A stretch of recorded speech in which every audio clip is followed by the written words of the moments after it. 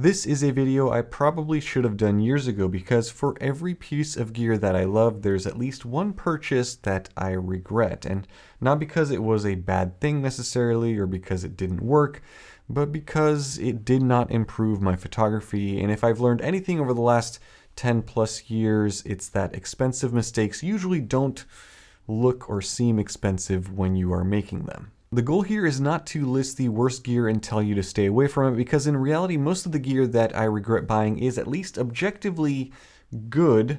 But for me, the regret came later when I realized that I didn't need it, I didn't use it, or I bought it for the wrong reason. So as I walk through some of my own mistakes, pay attention more to the patterns than the brands and the gear itself, because if you can recognize yourself in the pattern, then you can save yourself a lot of money and a bit of frustration as well. The compromise body. The first category that I regret buying is what I would call the compromise body. On paper, this is a camera that looks perfect, specs, sensor, even the price I would consider is fair. But as many of you know, an EVF or an electronic viewfinder is a big deal for me, and this camera does not have one. Now, when I bought it, I figured I could manage without it, but it turns out I cannot, at least not as a camera that I carry around and I use frequently. This is really the same issue that I've had with the ZV line of Sony cameras.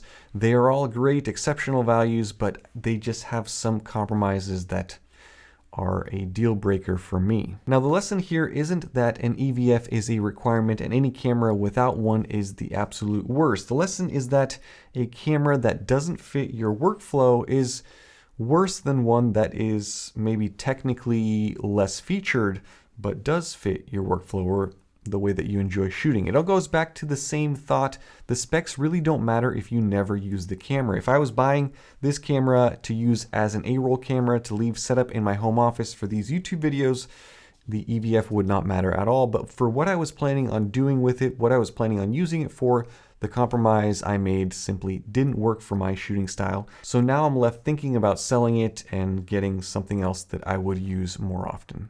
The perfect lens that wasn't. I will be honest and admit I have purchased lenses that were clinically sharp, optically perfect, that everyone loved, and yet I barely used them. And the reason is perfection on some flat brick wall doesn't always translate into a lens that you enjoy using out in the real world. An unfortunate example of this is my Sony 16-55G.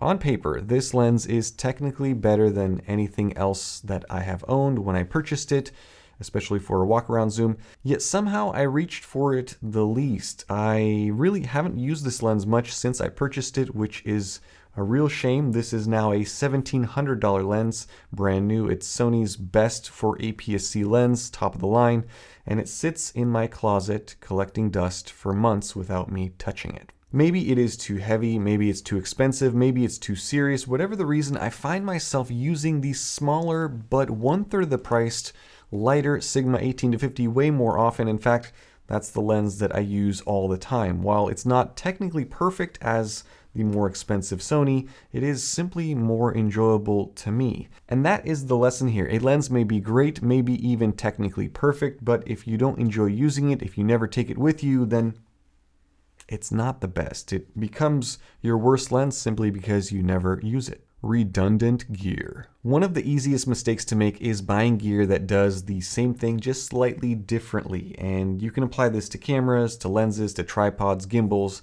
And I think gimbals are a very good example of this because the goal is always the same, to stabilize footage. And nowadays they are all competing on not stabilization performance, they are competing on these tiny little additional features that may or may not be of value to you.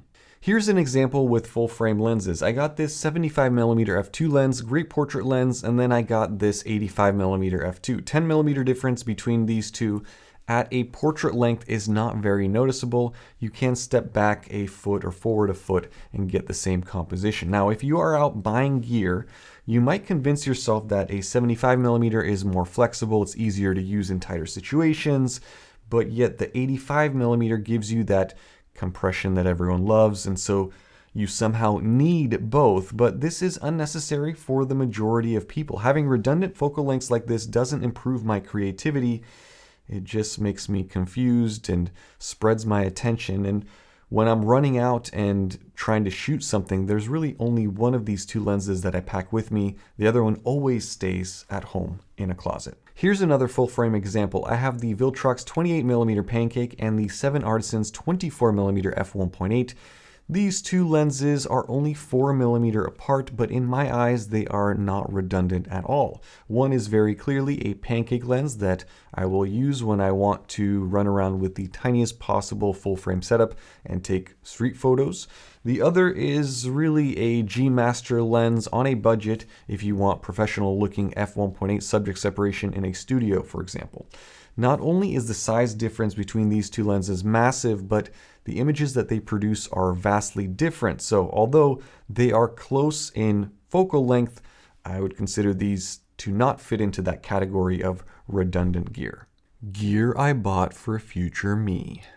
This one is subtle. I've purchased gear for the photographer that I thought I was going to become, not the one that I was at the time. Now, this can be gear that you buy for genres of photography or video that you admire. Let's say I really want to try monochrome photography, so let me go out and pick up the brand new Ricoh for $2,200. And I have to admit, some people pull this off. They buy the gear and they step into that style and that role and they excel. But I think that the vast majority of people buy the gear and the future me just doesn't show up. And so you're stuck with that gear that really doesn't match what you know or how you like to shoot. Take a camera bag. This one still has the tags on it. Yes, why? Because although I've had it for a while, I haven't used it yet. I haven't taken it out. I haven't put anything inside of it. I don't know if I can be the photographer that can pull off a fanny pack looking camera bag yet. Could I possibly do it in the future? Possibly, yes. But at the moment it sits in my closet in new condition with no threat of that changing in the immediate future. What to do instead? So clearly I've made a number of mistakes. What I do now when I am buying anything is I ask some very simple questions. Number one, will this blank thing make me shoot more? Number two, will it reduce friction that I experience regularly, not just once in a while, sometimes when the moon eclipses the sun, but on a regular basis? And number three, does it fit into how I already work? And if the answers to those three questions are not immediate and certain, yes, yes, and yes, then I will wait. Now, here's a practical example. The Sony a7 IV came out recently, and like you, I was on YouTube and I was watching all of the greatest influencers bragging about all of the features and the new things that were on this camera, and I did develop some gear lust. I wanted it, but I went through those questions. Will it make me want to shoot more? Probably not. I don't shoot full frame that often. I really only use it when I'm out testing full frame lenses, so it probably would get the same use as my current full frame camera. Question number two, will it reduce friction that I experience regularly? Maybe. It has some new video features and some better overheating performance that would make it a better suitable video camera, but I don't use my current A7C much for video anyway, so maybe not. And last question, does it fit into how I already work? Well, the answer to that is yes, easily. And so I end up waiting, and I'm still waiting. And shockingly, the more that I've stepped back away from all of the hype videos on YouTube, my desire for that a7 IV has been slowly decreasing. Will I buy it in the future? Maybe. I don't know the answer to that. Maybe my needs or my desires will change, and I will decide that that camera is going to change my life and end up picking it up.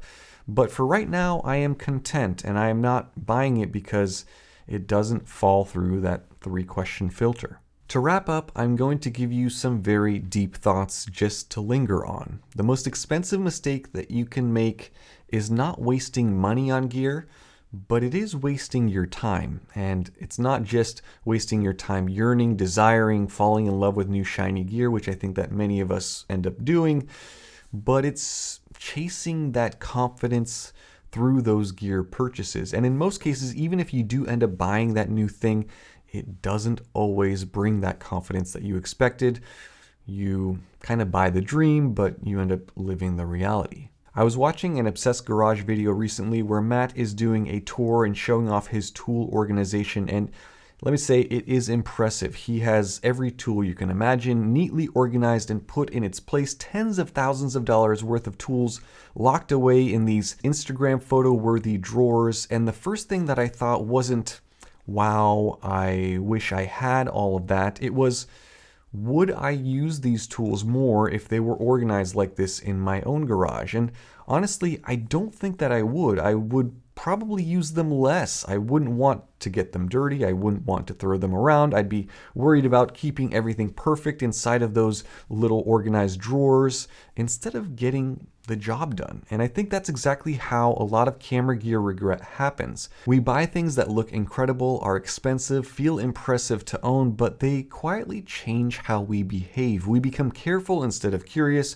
protective of the stuff instead of creative with the stuff. The gear that I regret buying isn't gear that was bad, it was just gear that made me shoot less. Maybe it was too expensive and I never took it out because I was worried about it. Maybe that's something that you guys have felt before. And I suppose that is the real takeaway from this video, and that is the best camera gear isn't the most impressive, it's the gear that you don't think about when you're using it. It just gets out of the way so that you can do what you are trying to do, which is to create. But let me know what you guys think down in the comment section below. Have you made any of these same regretful gear purchases as I have? Are there other examples that you've experienced? Let's continue the conversation down below in the comment section. If this video was helpful, or at least made you think a little bit more about your gear choices, hitting that like button or leaving a comment is the best way to say thank you. I appreciate all of you guys for watching. Stay tuned for more. Have a great day. Bye-bye.